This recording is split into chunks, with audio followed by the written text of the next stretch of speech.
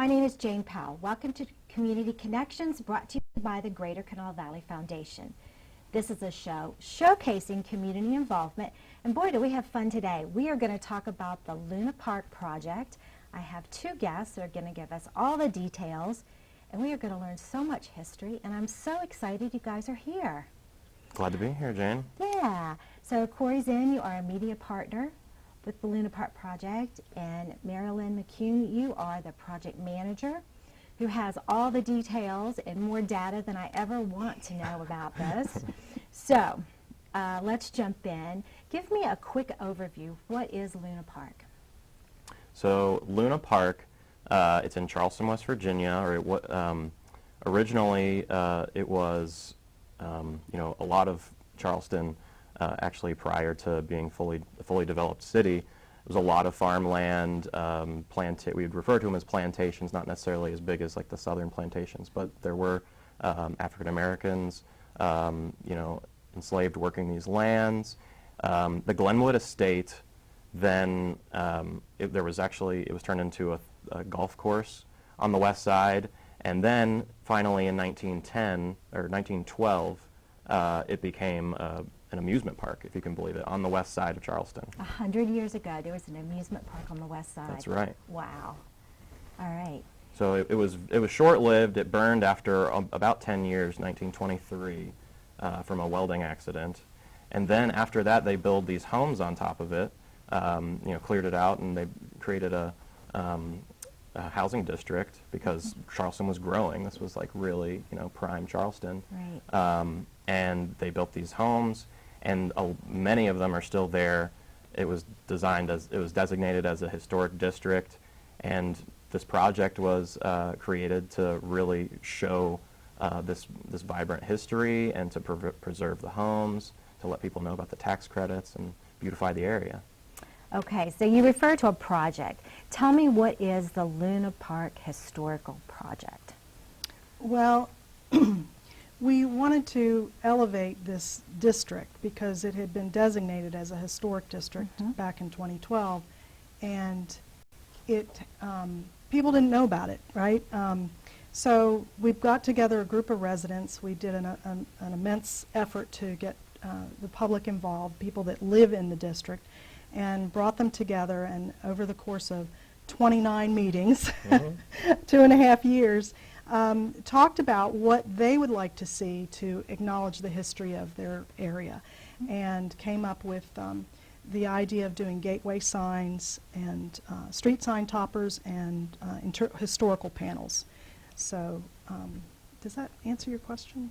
It does. So this is a project really designed to elevate the area. The history of the area, and it's designed... So it's an art project in a lot of ways, is that right? Yes, designed by the residents for the residents, really. It's very much unprecedented level of community input. Yeah. So you had 29 meetings in 2.5 years.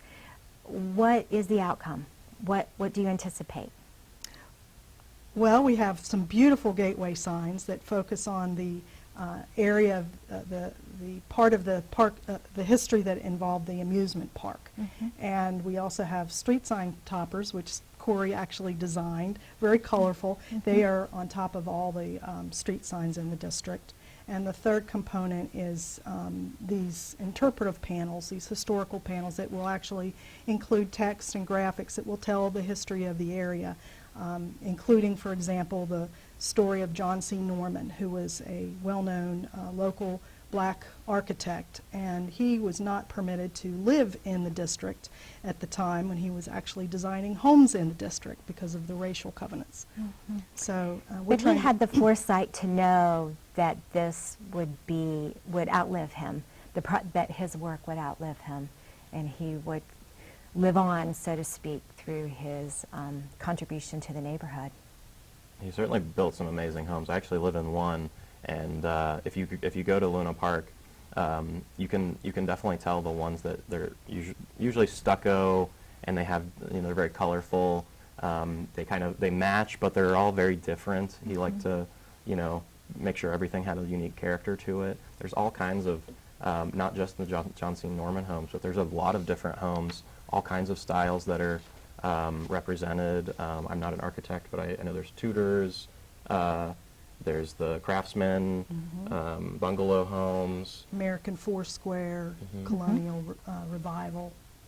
And these tax credits, can allow homeowners, makes it a lot easier to preserve these historical homes because they take a lot of work. There's a lot of money that needs to go into them, and so a lot of times it's advantageous for somebody to buy a new home, but we want to preserve our history and keep these beautiful homes around.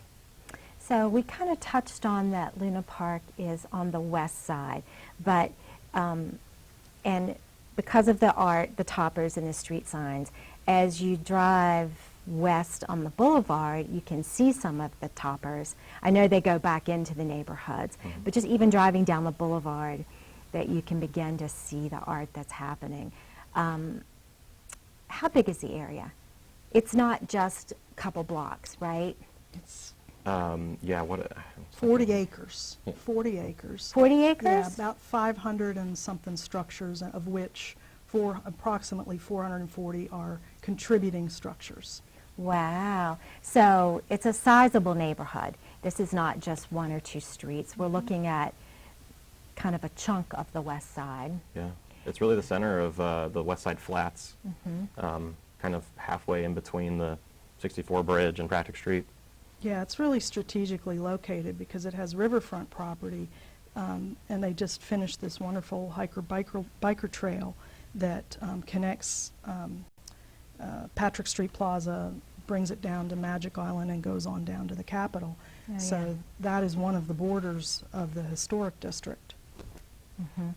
So we talked a little bit about the history of Luna Park. So 100 years ago, there was an amusement park there, which sadly ended with a fire. And a neighborhood was built. It's seeing a resurgence today. Exactly what is it like? I know that the historical tax credits, but when I think of Luna Park, I think of a very hip and happening neighborhood. I think of young people moving in, families.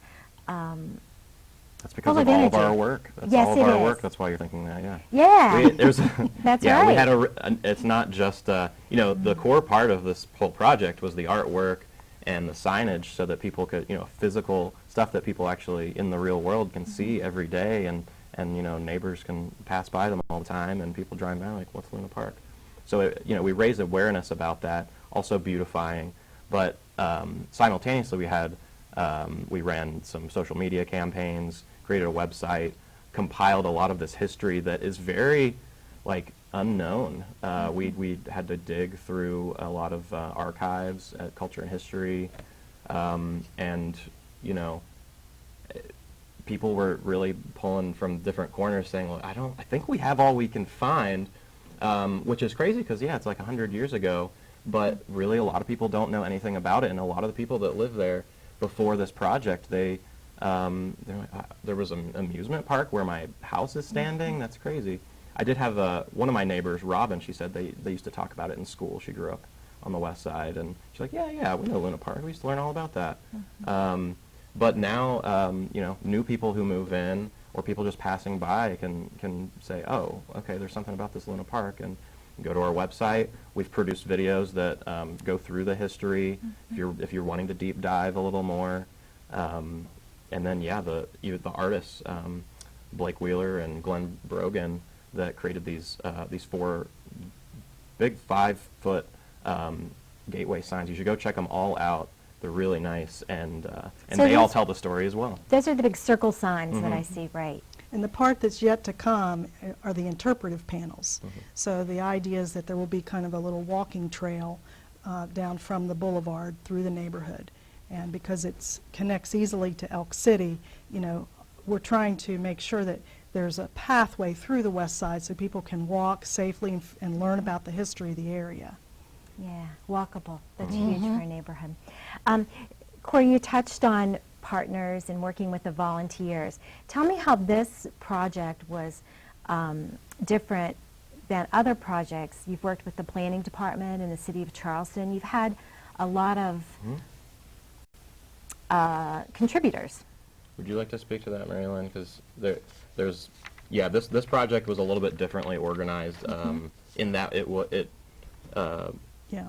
partnered with the city, with Greater Kanawha Valley Foundation, and also the It's community. really resident-led, because a typical project that the city would do would have 1 or 2 public input sessions. You know, the community could come and over the course of 1 or 2 meetings and say what they thought, and the city would take that input and go off and make decisions and implement the project. And from the very beginning, this was resident-led, and resident voices were first and foremost, and the city was responsive. So there were 29 meetings over the course of 2.5 years. We had 47 people make it to 1 meeting, 27 made it to 2 or more, and we had a core group of about 8 to 10 that came to most of So them. a lot of input. A lot of input, and we did a lot of public outreach. We started off with a survey before the project and an education effort. We then followed with asking for input on the street sign toppers that Corey designed. We had multitudes of colors, and we got the community decided which design they favored, and that was the design that was produced. We did a photo contest. We did outreach around that. And we had 163 residents that voted for the street sign topper. I can't remember how many participated in the photo contest. And they're purple, right? Uh-huh. Yeah. I love that. And then we did a post survey. So we had a team of volunteers that were willing to go door to door, and that was really impressive. And we had a paid media partner, and Corey made the difference in, you know, capturing all the stories that had already been produced, putting them onto the website, and doing these new videos that showcased the history of the area. So it really, it was important to me to showcase the positive and things that, because the West Side is often portrayed in a negative light. And the stigma of the West Side is something that we really are actively trying to combat through the media campaign that we did, which kind of tends to focus on aspects that are not normally captured in the media. So I'm really pleased about that.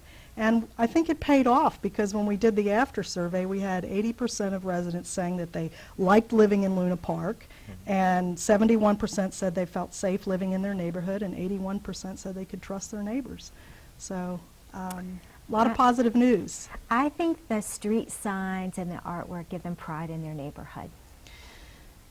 Yeah, I love looking out my window. I mean, especially since I designed it, but even regardless, like, it's just, yeah, it just brightens up the neighborhood. Makes you feel like you're somewhere special. It is nice. Yeah. And I think people feel that way. It's been a really huge challenge, because you know, most people are aware of the challenges on the West Side, as far as everybody talks about the negative stuff, but you know, we were coming in saying, like, we're going to push forward some positivity here, because we got to start somewhere. And we had a lot of people pushing back and saying, like, why are you working on art when we have all these other issues? But it all factors in together. Yes. So it's important that we say, here's the history, here's why the West Side is the West Side, and let's remember what it was like 100 years ago.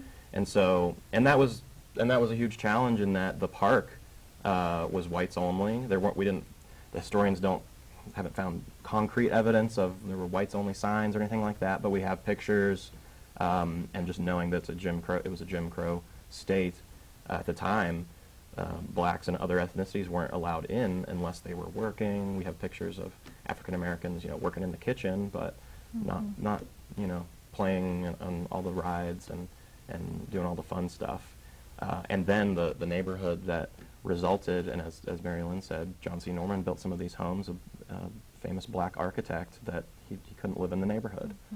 And it wasn't until, I think, the 50s or 60s, I can't remember the year, but the deed restrictions were officially lifted, and then it slowly became a very ethnic, one of the most ethnic neighborhoods in West Virginia. And so the challenge became, how do we celebrate our history, and just all the parts that's like, wow, it's so cool that there was a park here, that there could be a park. It really, I think it just kind of, it brightens up just these opportunities, being like, wow, like, this area could be something else, you know, Charleston could be anything. So a silly little aha moment for me was realizing that there was a Park Avenue, in a Park Street, Like, oh, well, that makes perfect sense. It was a park. Yeah. Just never really connected those Yeah, two. if you look at the map, so the red line on the outside, that is the actual historical district, the designated district. The blue line is where the park was itself. And people will be like, why is the west side so crazy, all these like winding streets? It actually was, one, because of a creek. They used to run, and there used to be bridges that actually would, to get you to the park. And then they ran those, and the park border was actually went along that creek, and so they created the roads around it, and then whenever they, kind of leveled everything and created these flats, it just all kind of stayed that way. Mm-hmm. And so it's really cool to peer back and see, oh, that makes sense. And Park Avenue and Drive, at one point, Park, I can't remember which one, would go around the park, and one of them was created afterwards. But Yeah, that's fun. We mentioned historical tax credits. It's a benefit to being there. Who's eligible for those? How does that happen? So the eligibility, first of all, you have to own, your home has to be, because there's a few homes that are in the district that aren't, that were Contributing. built, aren't contributing. They were maybe built in like the 70s or something. Most of the historical homes were built in the 20s, 30s. But that's an application process. 40s. And is that through, who does that go through? State Historic Preservation The State Office. Historic Preservation takes care of that. And that's an application based on the properties. And yeah. And there's different tax credits. Some are for just residential homeowners, owner-occupied, and some are for if your property is producing income. And so the one that's, if you have an income-producing property, which I'm assuming can include if you're doing an Airbnb in your home, that's 45%. The other one is just 20%, but still it helps to offset your upkeep costs, your maintenance, and your rehab costs, which these homes are, they need upkeep, they need maintenance to preserve them.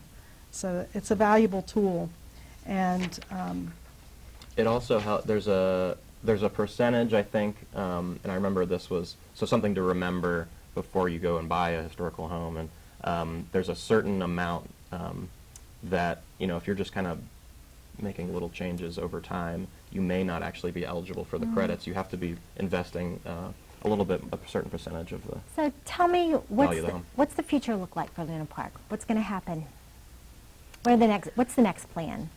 well, this was intended to be a catalytic project that brought people together, residents together, and empowered them so they realized they could make positive change happen. There's a lot of work that's still needed there. This area experiences flooding, it experiences crime. There's a lot of the structures need rehab. My hope is that the city will revise its housing programs so that, for example, it could do more to help seniors stay in their home and age in place, or it could help middle-income earners renovate these homes. So I'm working with the city to try to continue to draw attention to the need to preserve the housing stock and thereby ensure that residents have a quality and safe neighborhood to live in. And there's art installations still to happen, is that right? The interpretive panels Yep. will be hopefully going in this fall. So like you see those white signs sometimes that say, oh, this used to be Civil War here or something. We'll have, some of those will be installed that will actually tell you about John C. Norman, about the park, some of the African American history. Yeah. We want to make sure that's That we're not glossing over, So that we're telling the good and the bad. Oh, absolutely. Yeah. That's important. Thank you guys so much. It's been such an interesting conversation to learn about something 100 years ago that is bright and shiny and new now, and good things to happen in the future. There's a website, lunaparkwestvirginia.com, where people can see more pictures and learn more, and there's a Facebook page that they can follow along. So lots of places to get information. Marilyn, Corey, thank you so much for being here today. And thank you guys for joining us. This has been Community Connections, brought to you by the Greater Kanawha Valley Foundation. We'll see you next time.